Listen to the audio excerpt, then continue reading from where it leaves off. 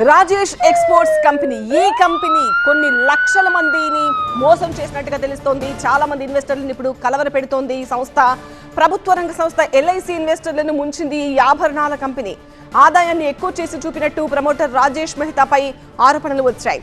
2020-21 నుంచి 2024-25 వరకు ఆదాయాన్ని 15.15 లక్షల కోట్ల రూపాయలకు పెంచి చూపించింది రాజేష్ ఎక్స్పోర్ట్స్.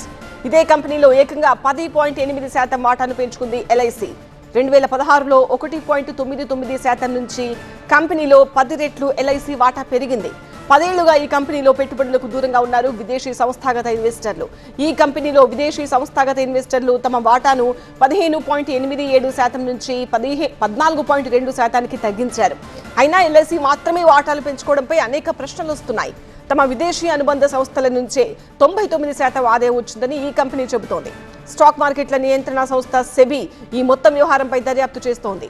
ఈ నెల 3వ తేదీన సెక్యూరిటీస్ మార్కెట్ నుంచి రాజేష్ ఎక్స్పోర్ట్స్ ను నిషేధిస్తూ సెబీ మధ్యంతర ఉత్తర్వులు జారీ చేసింది. సెబీ ఆదేశాలతో 12,726 కోట్ల రూపాయల విలువైన ఇన్వెస్టర్ సంపద ఆవిరైంది. రాజేష్ ఎక్స్పోర్ట్స్ కంపెనీలో పెట్టుబడి పెట్టిన ఎల్ఐసి ఇన్వెస్టర్లతో పాటు 1,94,000 రిటైల్ ఇన్వెస్టర్ల కష్టార్జితంపై ఇప్పుడు సందేహాలు వస్తున్నాయి.